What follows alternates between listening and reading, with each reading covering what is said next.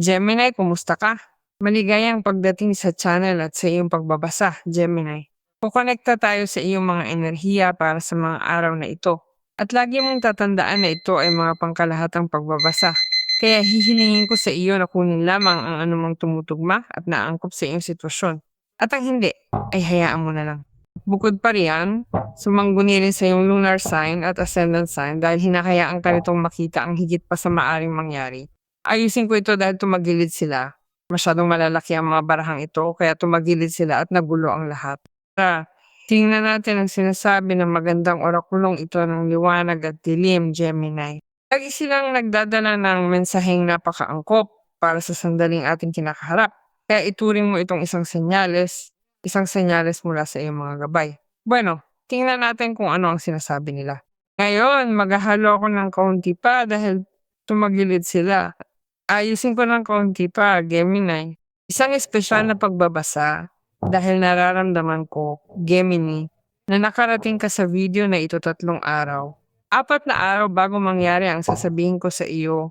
Ngunit sa ilang paraan ay ginagabayan ka ng Diyos sa impormasyong ito. Ginagabayan ka niya sa senyales na ito. Kaya pala nabaligtad doon ang mga baraha. Sige, tingnan natin ang sinasabi sa atin ng mga gabay, mga taga-gabay. Ay naku, ang sirena ng imburnal. Gustong-gusto ko ito. Ang iyong pagkasensitibo ay napakaganda. May tinatawagan ka, may inaakit kang isang tao. Alam mo ba ang kanta ng mga sirena nakakabalot, nakakaakit? May isang taong ganyan ang pakiramdam, may isang taong ganyan ang pakiramdam, may isang taong parang nadililigaw, nawawala sa maaring enerhiya mo, di ba? Sa kung ano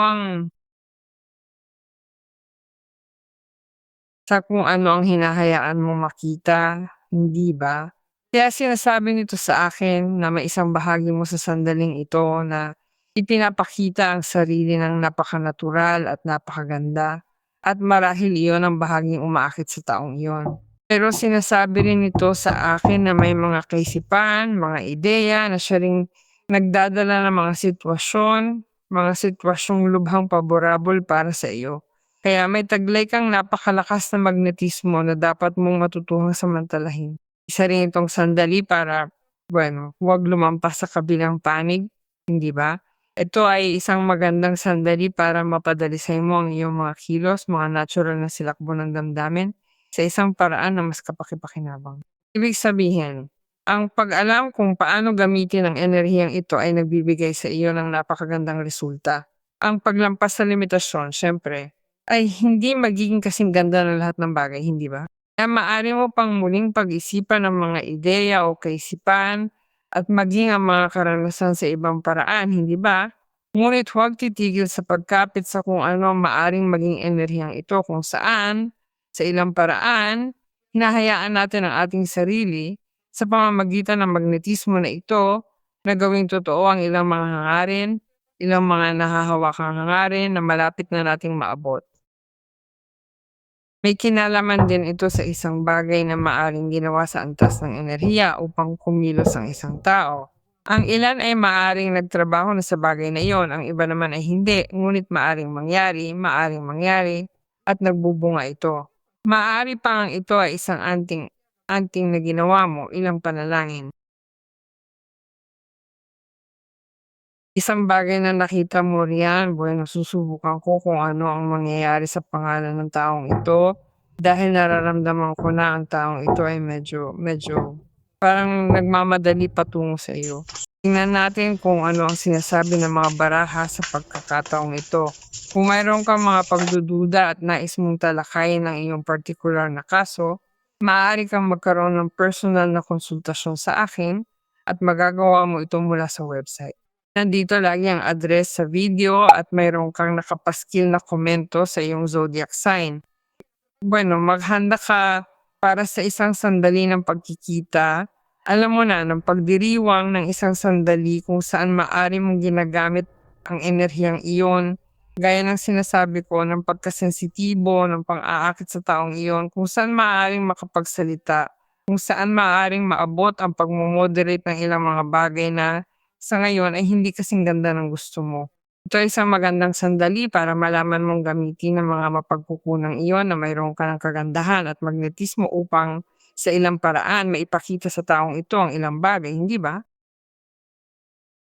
Yan ay sa bahagi ng mga relasyon, ngunit ang temperance ay isa ring baraha na nag-aayos ng mga isyu na may kinalaman sa pangkalahatan upang ang anumang kailangang dumaloy sa harap ng isang kahirapan ng magkakaibang kaisipan, hindi ba? Tungkol sa iyo, ng mga pananaw, ng mga sitwasyong hindi matapos, tapos hindi ba? Dahil may mga kontradiksyon, bueno, ay maayos. At bukod sa mga sitwasyon na ginagawang posible rin ng temperance na gumaling, parang inilalagay mo rin ang lahat ng iyong intensyon upang mabawi ang isang bagay na para sa iyo ay mahalaga. At naghihilom ang isang ugnayan, naghihilom ang isang relasyon, naghihilom ang isang sitwasyon. Hinihiling nito sa iyo na dumaloy, hinihiling nito sa iyo na dumaloy kasabay ng lahat ng ito, at samahan ang lahat ng mga pagbabagong magaganap ng maayos, maging para makapagsama kayo ng taong iyon at maayos ang mga pagkakaiba, gaya ng kung ano ang kailangan mong hintayin upang piliin ang pinaka-convenient na landas para maihanay ang iyong sarili sa isang hangarin, sa isang layunin, dahil ang lahat ng mangyayari ay katarungan. Ang lahat ng mangyayari para sa iyo ay katarungan, ito ay pagiging patas, ito ay pagkakapantay-pantay tungkol sa iyo at sa ibang tao, tungkol sa iyo at sa isang sitwasyon. Kasabay ng katarungan ng mga solusyon, mga hakbang na gagawin para sa higit na kabutihan, hindi lang para sa iyo. Kaya kung kailangan mong gumawa ng desisyon o kailangan itong gawin ng ibang tao, ito ay isang desisyon na ibinabahagi. At ito ay napakabait at napakapaborable para sa magkabilang panig. Ganito rin kung ang sitwasyon ay may kinalaman sa pagbubukas ng mga landas na ang enerhiya ay nagdudulot din ng mga sitwasyong sumasabog upang maabot mo ang pagtatapos sa mga pagkaantala na naganap, upang tapusin ang anumang legal na pamamahala o sa antas ng negosasyon, sa antas ng kasunduan o kung ano paman. Dumarating ka na sa yugtong ito na umaani ka rin ng napakaraming pakinabang kaugnay ng pagsasaayos na ginagawa ng hustisya at literal na nagbabago ang buong mundo mo. Ang iyong mundo ay parang ngayon ay nasa isang paraan at bukas biglang nagbabago, nasa ibang paraan na dahil ang lahat ay may kahulugan sa iyong pagkabuo. Wala kang kulang na kahit ano. Ngayon ay maaari kang makaramdam ng kawalan, maaari kang makaramdam ng kakulangan sa sigla, kakulangan sa mga mapagkukunan, wala ka sa taong iyon. Ngunit ang mga bagay ay nagbabago sa paraang ang iyong mundo ay nagsisimulang makaramdam ng pagiging buo, hindi ba? At ito, para sa iyo, ay isang malaking tagumpay. Para sa iyo, ito ang pagpapakita ng isang malaking dahilan upang magdiwang. Ito ay isang oo sa isang pangako, ito ay isang oo sa kabuuan. At iyon ang lugar, hindi ba? Hindi ka na naroon sa imbornal, kundi nasa lugar ka na gusto mong kalagyan kung saan nagkakaroon ng kahulugan ng iyong relasyon, ang iyong trabaho, ang iyong ekonomiya at ang iyong personal na kapakanan. Nararamdaman ko rin na binibigyang linaw mo ang isang relasyon o ginagawa kang pampubliko o pinapakilala ka sa pamilya o kinikilala ka mula sa isang lugar na hanggang ngayon ay hindi mo nagawang kilalanin ka ng taong iyon. Hindi ba? Ang daigdig ay tatak para sa iyo, isang napakaligtas na lugar. Kaya walang magkukulang sa konkreto, materyal mong realidad. Dahil dito, mararamdaman mong buo ka at maaari rin itong maging tatak ng pangakong iyon. Nakikita ko dito ang pahina ng mga espada. Sinasabi nito na may taong binabantayan ka ng mabuti at balak ding lumapit para may sabihin sa iyo. Hindi ko nararamdaman na negatibo ito dahil katabi ito ng barahang mundo. Maari itong maging isang katotohanan walang salaan, walang pampalambot dahil ganoon magsalita ang taong ito. Pero hindi ito personal, sa halip, may naidaragdag ito sa iyo, dagdag na impormasyong ibibigay niya, dagdag sa maari mong malaman tungkol sa kanya. O baka ikaw mismo ang masusing tumitingin sa mga hakbang ng isang tao o kaya tinitingnan siya sa mga social media at gustong malaman kung ano ba talaga ang takbo o pinagdaraanan niya. At hindi yun masama dahil sa totoo lang, ginagawa naman nating lahat yan. Lahat tayo ay tumitingin, hindi ba?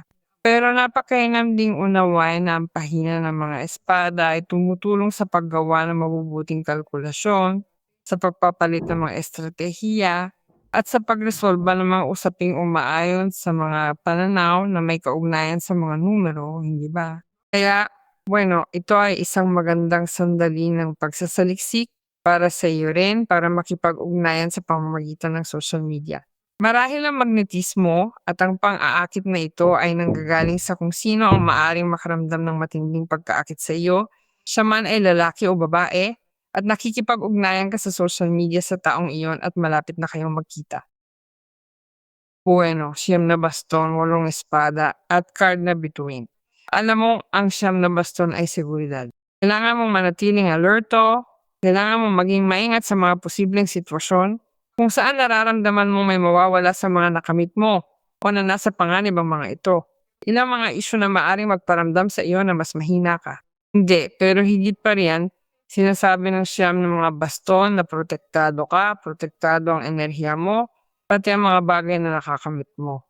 Kaya habang hindi ka pa kampante, ika nga, at nananatili kang mapagmatyag at alerto, gaya ng pahina ng espada, isa rin itong card na nagpapa-alerto sa iyo sa impormasyon, sa mga komento, at sa anumang bagay na mabuti para sa iyo. Ang Nine of Wands ay nagsasalita rin tungkol sa mga posibleng pag-atake mula sa labas na hindi natin ninanais o sariling mga abala na maaring maging sanhi ng pagkawala natin ng seguridad na nakakamit natin. Nariyan ang isang Eight of Swords. Ang Eight of Swords ay isang bara na nagsasabi sa iyo na hindi ko alam kung ikaw ba ito particular o ibang tao na nakakaramdam ng posibilidad na harapin ang isang sitwasyon dahil nakikita nito ang ilang mga pagbabago na nagbibigay daan upang makapunta sa pagkikita na iyon, magkaroon ng usapang iyon at ayusin ang ilang mga bagay na nakabitin sa pagitan ninyo. Dahil may isang taong ayaw harapin ang isang katotohanan, may isang taong ayaw harapin ang isang problema, at ngayon ay inilalagay sila ng buhay sa lugar na iyon upang magawa nila ito ng maayos. Ngunit alamin mo rin na ang Eight of Swords ay isang barahan na nagsasabi sa iyo kung ilalagay mo ang iyong sarili sa lugar na iyon kung saan nararamdaman mo at naiintindihan mo na ang lahat ng masama ay nangyayari sa iyo, na wala kang lakas, ang katatagan na malampasan ng isang kahirapan o magtiwala sa iyong kapangyarihan, masisiguro ko sa iyo na mananatili ka roon. Kaya naman sinasabi sa iyo ng Eight of Swords, mayroong maling impresyon sa isang bagay. Kailangan mo ng kalinawan para magdesisyon, para kumilos at para mag-isip na may pagkakasundo at harapin ang isang bagay. May taglay kang kakayahan at maaring takot ito sa pakikipag-usap sa isang tao. Takot na hindi maunawaan ang sinasabi mo o hindi mapagtibay ng iba. Gayunman, sinasabi nito na ang sitwasyong maaring maramdamang salungat ay, sa pamamagitan ng temperansya, siyang mag-aayos ng buong kalagayang ito at maaaring maging malaking biyaya para makita mo ng malinaw ang ngayon ay tinatanggihan mo. Sa totoo lang, ni hindi mo pa ito nakikita. At heto ang barahan ng bituin. Napakaganda ng barahang ito dahil malakas tayong iniuugnay nito sa mga mithiin. Pero nagsisimula ring mag-iba ang landas ng Geminis dahil tiyak na kaya mong malampasan ang isang matinding pagsubok at inihaharap ka ng buhay sa landas na puno ng mga posibilidad para sa hinaharap. At ang bawat isa sa mga posibilidad na darating ay naglalapit sa iyo ng lalong higit hanggang sa maabot mo ang iyong hangarin. Nagbabago ang iyong saloobin, kaya magbabago rin ang lahat ng mangyayari sa paligid mo. Ang bituin ay gabay, ilaw at hilaga mo. Inaakay ka nito sa tamang lugar, kasama ang tamang taong iyon, kung saan ang mundo mo'y lubos na magkakatugma at ganap. Kaya hayaan mong gabayan ka ng bituin na ito na sa pangkalahatan ay siyang lumilitaw upang ibigay sa iyo ang iyong hinihiling dahil ang batas ng atraksyon ay nakikinig sa iyo. Kaya naman mayroong dakilang gawaing enerhiya na nagbubunga. Kung iniisip mong mahirap at pakikibaka ang buhay, ayon sa batas ng atraksyon, magiging gano'n ito. Kaya minsan mararamdaman mo parang walong espada, ano? Bakit lagi na lang ako? Ang malas ko naman, bakit sa akin lang ito nangyayari? Magsimula ka na ngayon din na sabihin sa halip. Ang buhay ay simple at madali para sa akin. Ang buhay ay kamangha-mangha. Lahat ng mabuti ay dumarating sa akin. Lahat ay laging gumagana ng perpekto para sa akin. Naway maging gayon. Ito ay gayon. At ito ay magiging gayon. Dahil ito ang mangyayari, magtiwala tayo, kambal, magdekreto dahil ito ang dumarating sa inyo.